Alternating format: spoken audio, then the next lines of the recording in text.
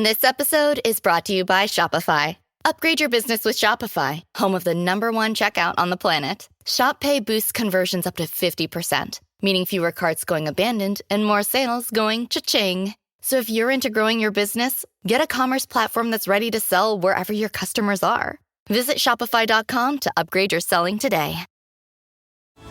This episode is brought to you by Netflix. From the co-director of Shrek and the visionary behind Toy Story comes Spellbound, a magical new animated adventure starring Rachel Zegler, John Lithgow, Jennifer Lewis, Nathan Lane, and Titus Burgess with Javier Bardem and Nicole Kidman. When a powerful spell turns her parents into monsters, Princess Elian must journey into the wild to reverse the curse before it's too late.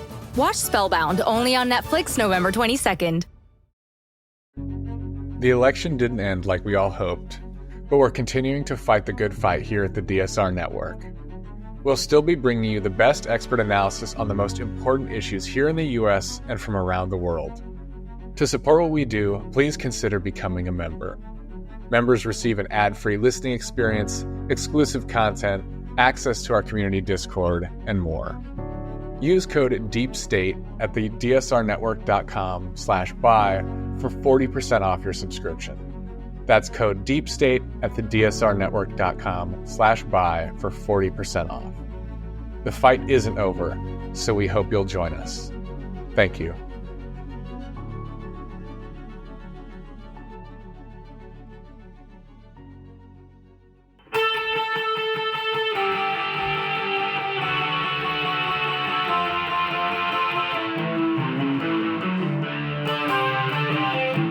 This is the Daily Blast from the New Republic, produced and presented by the DSR Network.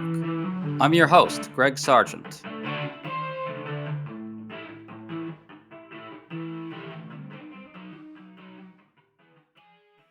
Last week brought us the fiasco of Matt Gaetz for Attorney General. Now, Donald Trump's pick for Defense Secretary, Pete Hegseth, is running into serious trouble as well. The Washington Post reports that Hegseth paid a woman who claimed he sexually assaulted her as part of a non-disclosure agreement with her, though Hegseth insists the encounter was consensual. This and other revelations about Hegseth that we'll talk about suggests we're looking at another personnel fiasco for Trump, with one source even describing internal frustration over the failure to vet Hegseth in advance. Are things getting out of control for Trump already? And what does that portend about what lies ahead? Today we're talking about all this with Rick Wilson, the leading Never Trump strategist, who's launching a new effort to conduct opposition research on Trump and his most prominent allies. Rick, great to have you back on, man. Hey, Greg, great to be with you. So Pete Hegseth paid an undisclosed amount to this woman who filed a complaint against him with authorities alleging sexual assault back in 2017. Hegseth denies it, but entered into the NDA because he feared the allegations would cost him his job at Fox News. Hegseth was already under fire, Rick, because of his lack of managerial experience, anger at the Pentagon over the pick, and his grotesque claim that women in combat are less capable than men, which denigrates their heroism. What do you make of these latest revelations now? Well, look, I mean, Pete Hegseth is a guy who is a definitional kind of lightweight. He is not a serious person. This is not a guy who you would pick to, as I like to say, run a Waffle House, much less run the Department of Defense. The DoD is an enormously complex and difficult situation to manage on the best possible day. A guy like Hegseth, who does not have managerial experience beyond reading a teleprompter on Fox, and yes, I will grant you, he served in the National Guard. He ran a platoon, 28 men. Okay, God bless you. That's great. That's about like running a McDonald's in terms of the number of the head count.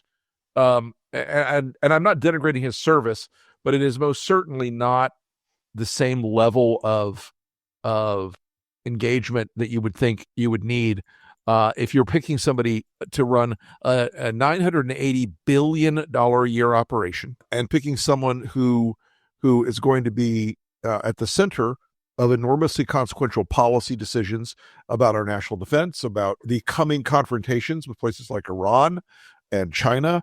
And for all that the Republicans always play this role of we're the ones for national defense, we're the ones who are serious about this.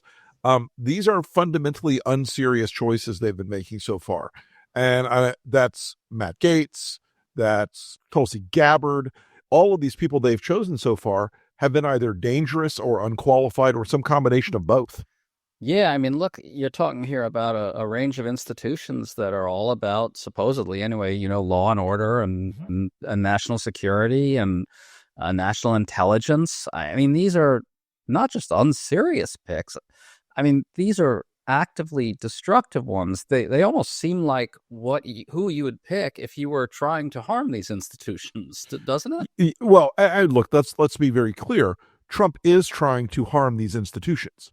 Yes. Donald Trump does want to destroy these institutions. He believes that they are in opposition to him in some capacity or another, and he may be right in some of these cases, because they believe in these things called the Constitution and the rule of law and all the other boring sort of backbone of America type things that Trump sees as obstacles to his success in reshaping America in his image, which is, as we all know, authoritarian, aggressively autocratic, oppressive, all these things. None of the reasons here that Trump has should surprise anyone. That they're very explicable. They're grotesque, but they're explicable. Yeah, I mean, Rick, I got to say, when you're on here, you just make me want to rant. I don't know what it is, Vanessa, man, but I'm going to rant for a second. Like, the Times had a headline the other day that said something like, Trump is assaulting the deep state, because he sees this as an obstacle. And the implication was that he's taking on these elite, sclerotic institutions that are getting in the way of the people's will, and he's really going to remake them. But things like our intelligence services and DOJ, the reason Trump hates them is because they tried to hold him accountable for his reasons, not because he thinks in any way about what the national interest requires in this situation. That's exactly right, Greg. He does not believe that he has a fundamental disregard and disrespect for institutional norms and guardrails, all those things we talked about in the first administration, where people said, the center will hold, no problem. Cool. We all know at the end of the day, the center did not hold. It was a problem. And none of this is normal or correct or right or safe, for a country that faces big and consequential challenges in the world. Do you really want to have a guy like Matt Gaetz running the Justice Department? Do you really want to have a guy like Pete Hegseth at the top of the Department of Defense? None of it makes any sense, and they know it doesn't make any sense. They understand that it's a foolish and pointless kind of joke on the American people.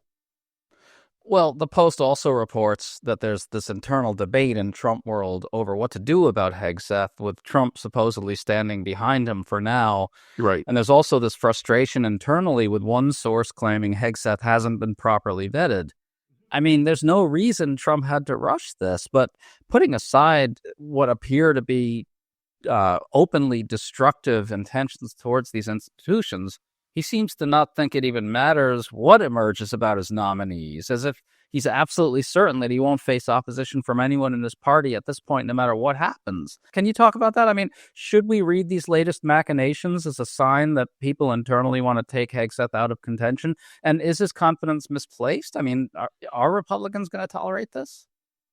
Look, Republicans they're going to pick their battles here, in my view. I think they're going to try to find one or two of these people, and maybe it's Hegseth, and maybe it's Hegseth because he's sort of a low-hanging fruit on this thing, and maybe it's RFK, where they're going to say, we can't go this far, boss. We love you, but we can't quite go this. We can't quite do this much for you.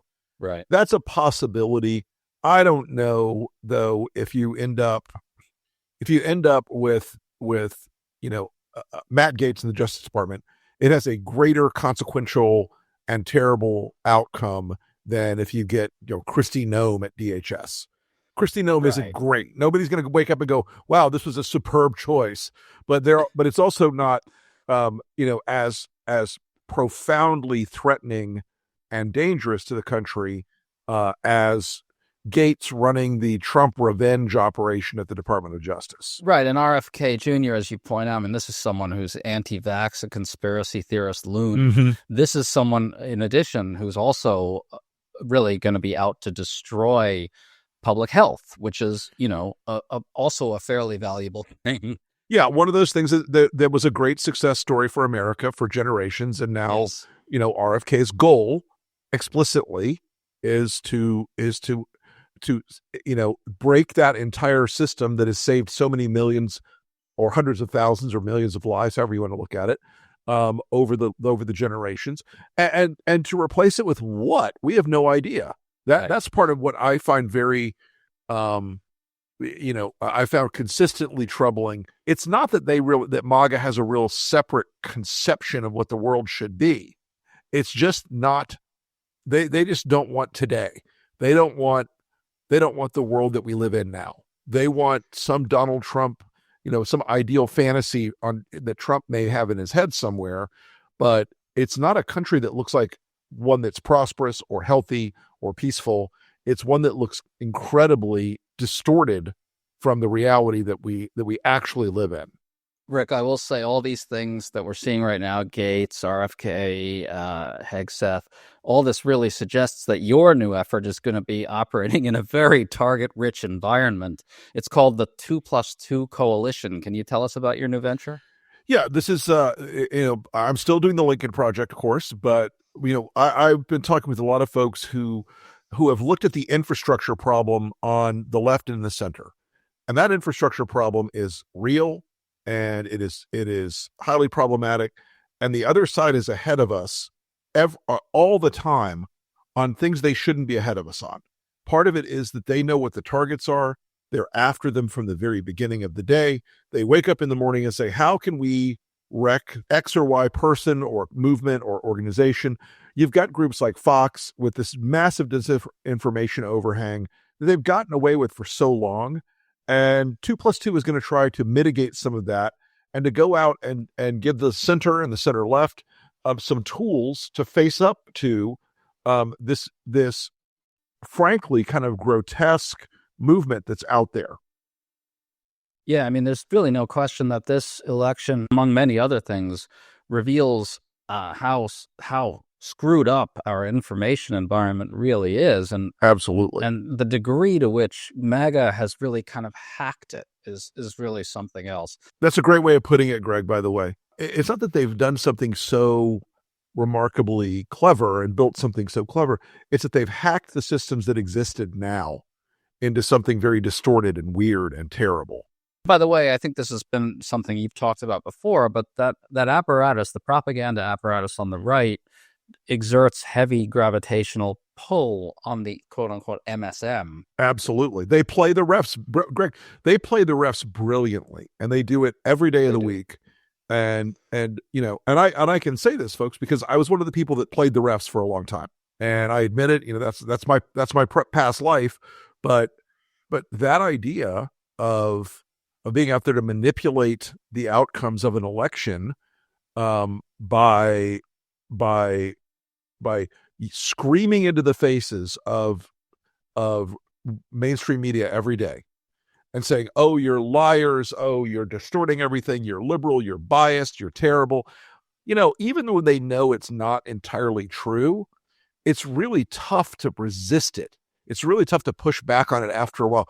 And Republicans have relied on just pure fatigue on the part of reporters for a long time. And they've been so good at breaking their spirit that it's kind of important at this point that we recognize how to mitigate that.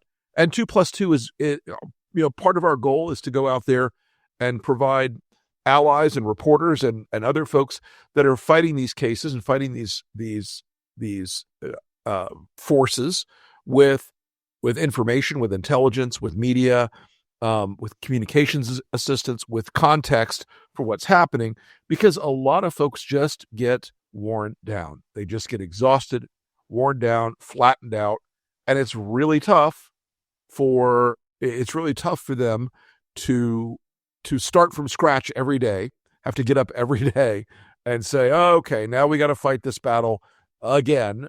Meanwhile, you've got hundreds of right-wing outlets screaming bloody murder every minute of the day about bias, about deception, about prejudice, and it's all playing the refs. It's all a game to them.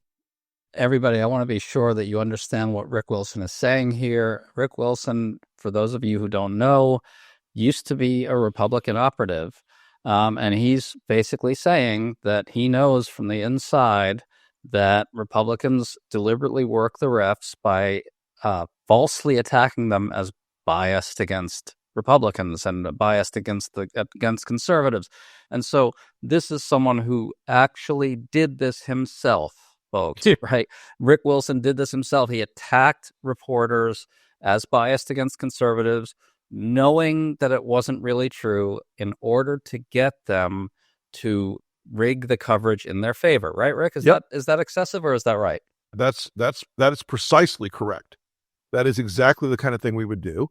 And look, there is a grain of truth sometimes in, that reporters can be, that they tend to come from the Northeast, or they tend to be more liberal overall than the median. But it's not true that they're all part of a vast conspiracy to harm America.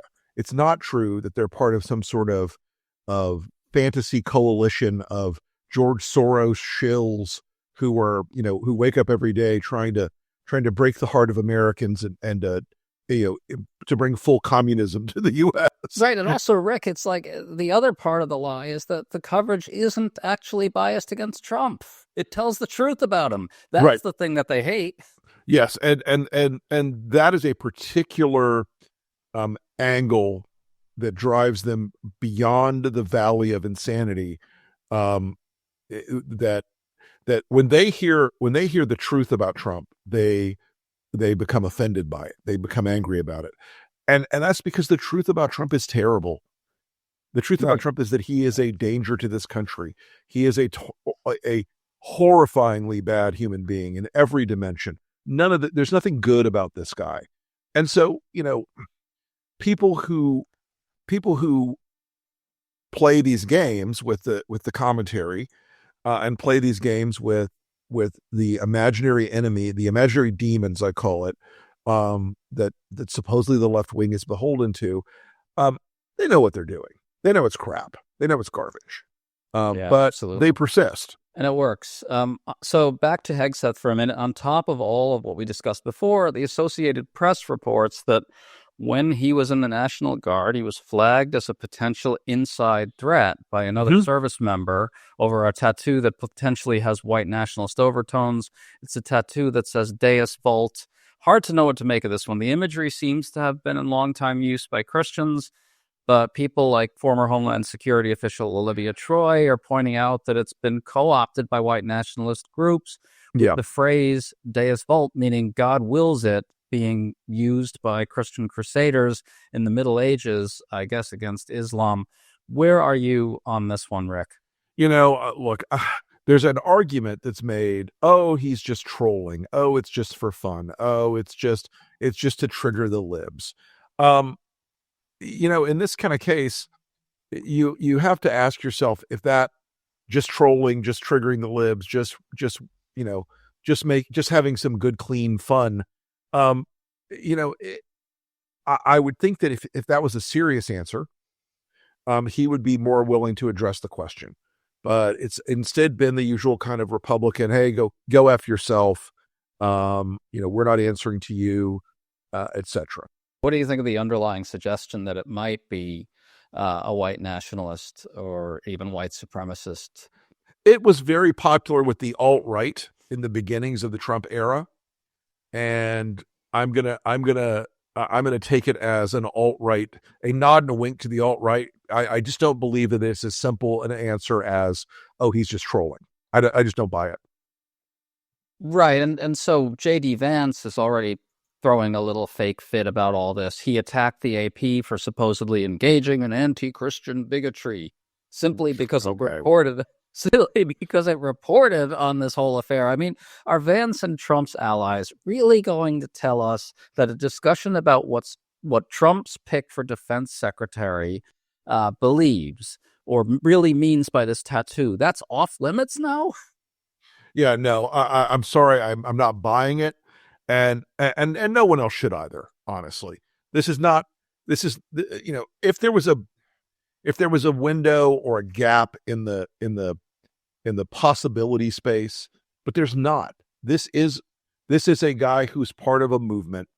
Whether he's and look, I'm not going to say white supremacist, but I'm going to say that at the bare minimum, it's a person who believes that the Crusader ethos, as they call it, is what should guide American policy and American politics. And I'm sorry, I don't buy it. I'm going to remind everybody here, since it seems to have vanished during the campaign, that Donald Trump campaigned on a vow to restart his Muslim ban. Oh yeah, among other excesses. That's one more of his promises, which was, to bring back the Muslim ban. And look, for Donald Trump to make this promise is not shocking. It's not surprising. It's very much on brand for him at this point. He'll do but it. I do think, I do think there's still a very strong thing in Washington, this normalcy bias in D.C. that constantly pops back up. Oh no, he's just riffing. Oh no, that's just Trump being Trump. Oh no, that's just Trump playing to the cheap seats. It's really not, folks. This is not playing to the cheap seats. This is what he believes. This is what he has promised to do. When he tells you what he will do, you should believe him. There's a through line there that I think has been sorely underscored in the entire Trump era, that when he tells you what he's going to do, he's not generally lying about it. He generally, if he says, I'm going to do something horrible, he's probably going to do something pretty damn horrible. Absolutely. And so just to close this out with Pete Hegseth a bit, I mean, that pick plus RFK plus Matt Gaetz as AG, these are actually signs that he fully does intend to really undermine our institutions in a very profound way. What's going to happen here? I mean, which one of these do you think survives? How does it play out from here with the Republican Party? What's your sense of it? Well, Greg, I think we're going to end up with a lot of these weirdo characters. The Gateses, the Hegseths, the Gnomes, the Gabbards. I think a lot of those folks are going to have to be appointed in recess appointments. I don't think you can sell this thing. I don't think you can sell this thing with actual appointments. I don't think you get there.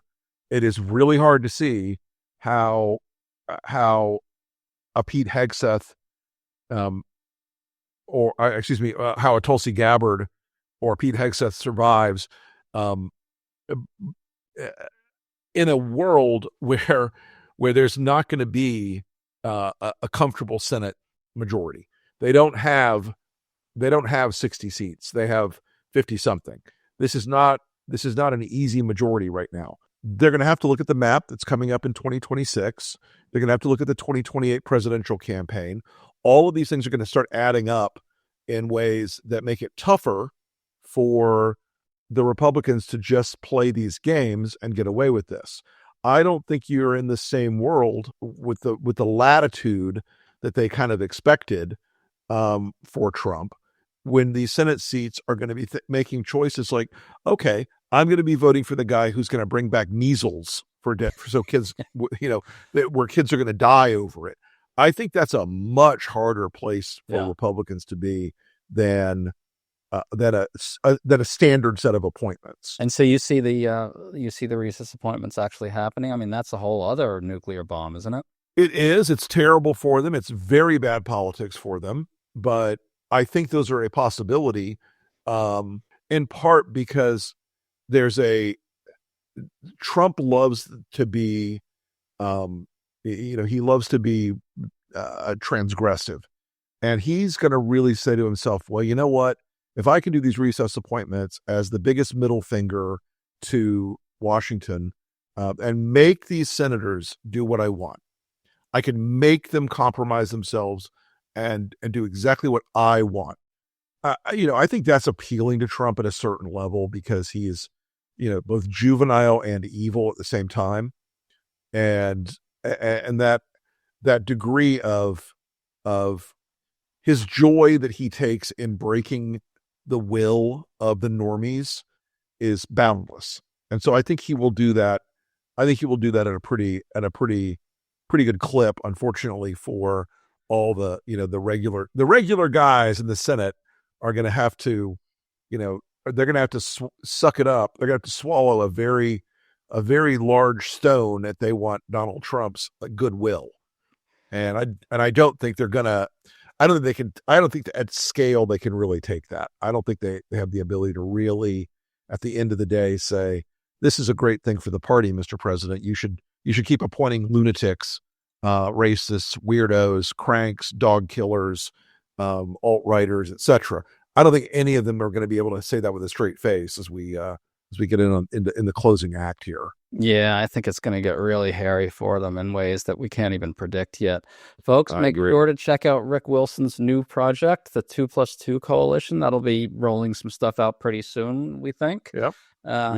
Rick, thanks so much for coming on with us, man. Always good to talk to you. Anytime, Greg. Always a pleasure, my friend. I'll talk to you soon. See ya. See ya. You've been listening to The Daily Blast with me, your host, Greg Sargent. The Daily Blast is a New Republic podcast and is produced by Riley Fessler and the DSR Network.